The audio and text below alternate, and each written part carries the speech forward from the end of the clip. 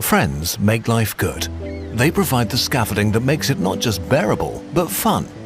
They give us a sense of meaning and purpose and are a source of security, self-esteem, and happiness. Almost nothing predicts how happy you will be as how connected you feel, and a lack of social connection is associated with a number of diseases and a shorter life. But maybe you have scrolled through your phone unsure who to call to go to a movie with, to celebrate with, or ask for comfort. You may realize that you don't have enough friends and feel lonely. And it's not just you. Disconnectedness and loneliness are widespread. Many people want more close friends but don't know how to get them. Surprisingly, nowadays, loneliness is highest among young people, whose relationships were also hit especially hard by the global pandemic. Social distancing stopped teens and young adults from mingling in classrooms, clubs, or dorms. Millions of friendships, maybe lifelong friendships, that might have blossomed will never exist, with profound long-term consequences for our collective happiness. The good news is that it's not too late, and there are lots of friends to be found. We'll mix scientific information with actionable advice in this video, but we can't address every individual situation. People, cultures, and schedules are different. If you suffer from chronic loneliness, you can also watch the video we made about it. Okay. As with all important things in life, making friends is infuriatingly simple, but not necessarily easy. But it works through a few pretty straightforward mechanisms. The most important thing about making friends. People make friends with other people when they spend casual time together.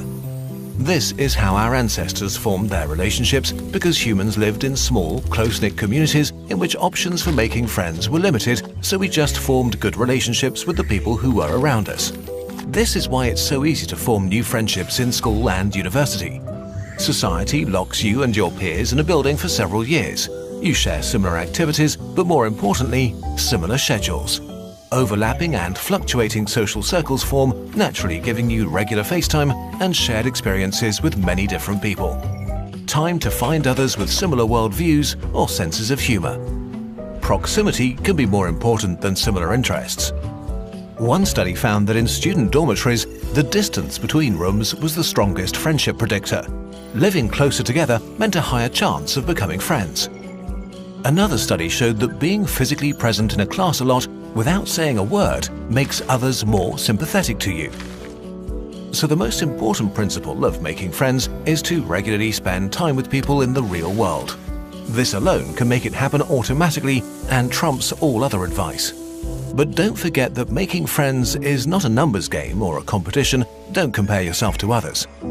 Everyone has a social calibrator that can change as you go through life. Maybe you were more introverted as a teen, but yearn for connection in your 20s. Maybe you were part of sprawling social circles, but prefer fewer friends in your 30s. There is no right or wrong, only right for you. Why we don't have enough friends. The main reason for a lack of friendships is the simple fact that most people don't prioritize friendships nearly enough. They don't realize until it's too late that retaining friendships demands regular energy and attention. Although they are so important for happiness, friends often take a back seat to other life decisions. Work, commuting, romance, or kids take up so much time and energy that it's so much easier to crash on your couch and lose yourself in mindless activities.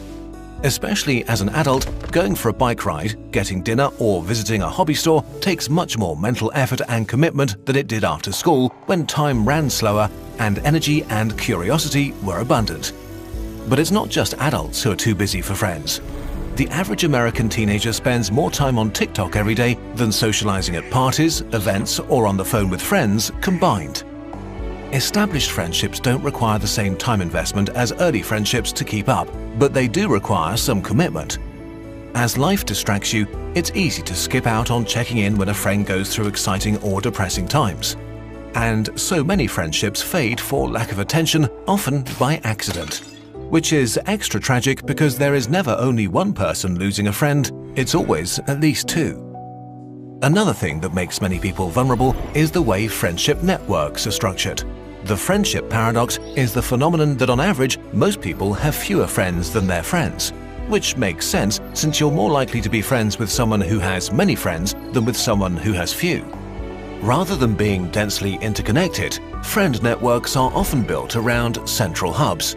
So if central people disappear from your life, this can deprive you of many connections at once. And it can lead to a distorted self-perception that you are less popular than others, although you are perfectly average. It can get worse quickly with big life events. Maybe you move for school, work, or love and are left without social networks. Or you had a breakup that left you with the smaller part of the formerly shared social pie. The reasons why you find yourself with less connection than you want are as diverse as people, but the underlying cause is almost always time. There is no shortcut. To make new friends and retain friendships, you have to prioritize relationships, spend time with people in real life, and make them feel that you care. So take a look at yourself and rebalance what you spend your life doing. How to make new friends. Studies have shown that new friendships can develop quite quickly, weeks after you meet someone. But it takes a few months for a casual friendship to become a close relationship, with the biggest impediment being time invested and the quality of your interactions. To make friends, it helps if you intentionally look for people you have things in common with and who are open to new relationships. You want to make it easy for yourself, so examine what kind of person you are. Generally speaking, extroverts tend to crave sensory stimulation, spicier foods, loud music, or the excitement of engaging a crowd. Introverts, often confused with shy people, tend to be more sensitive to sensory stimulants and prefer quieter surroundings, fewer people, and even less spicy food. Different places attract different people.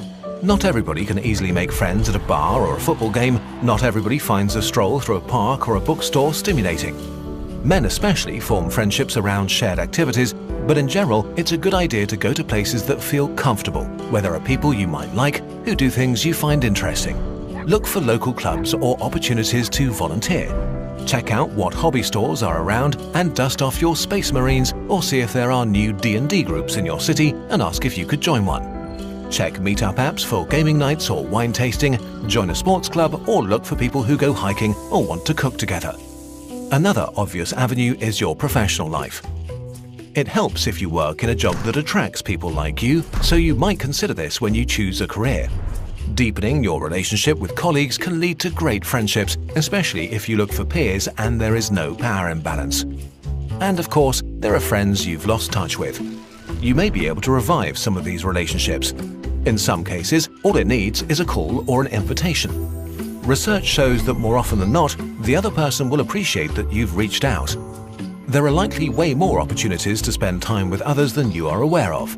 And if there aren't, you can take the initiative and create them.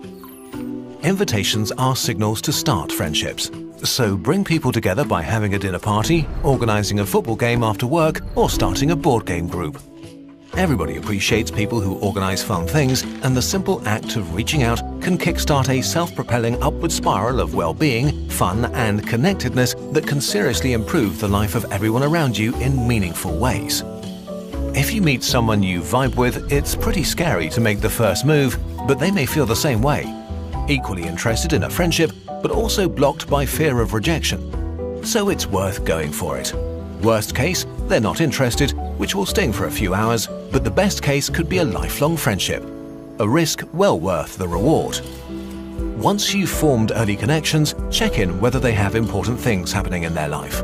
Of course, it's important not to be overbearing, but the more time you invest, the more opportunity you have to engage in meaningful banter or silly jokes. The fact that friendships take time also means that you need to be patient and kind with yourself, especially if you're out of practice. Things will not improve overnight, but slowly, step by step, if you keep up. Open up, care, and share. Many people don't have an issue being around others, but struggle to turn acquaintances into friends. So let's talk about two important principles that make it more likely that you'll connect: caring and sharing. In general, our favorite topic is ourselves and the things we care about, because we are literally at the center of our own universe. So people tend to like people who are genuinely interested in them. So if you want to make friends, your goal should be trying to learn what makes them tick. Just as important as caring about others is reciprocity and openness. To connect, you need to share the experiences that made you, you.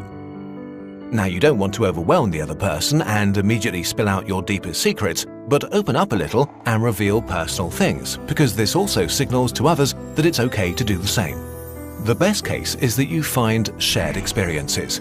Maybe you both had a hard time in school, maybe you share a passion for weird movies. Learning about others and sharing personal stories in a balanced way and not overdoing it is not an exact science. Noticing the line between opening up and oversharing requires practice and depends on the vibe of the conversation. One of the perplexities of life is that to get something, it can be helpful to convince yourself that you want it less than you do. In general, it's good to be laid back, have fun, and enjoy yourself. Do things for yourself without expectations, but also be open to social opportunities and accept invitations if they show up. And that's basically it. Give friendships more priority in your life. Check in with friends and regularly go to things to have fun. Show genuine interest in others and give them the opportunity to know you without selling yourself too hard. If you do this, you're on track. If this sounds a bit scary, the good news is that human brains are hardwired to seek connection. It's perfectly normal to seek out new friends, and there are many people who would welcome more close relationships. There are friendships up for grabs everywhere, and there are plenty of people who will be so happy to have you in their life. As a good friend, go get to know them.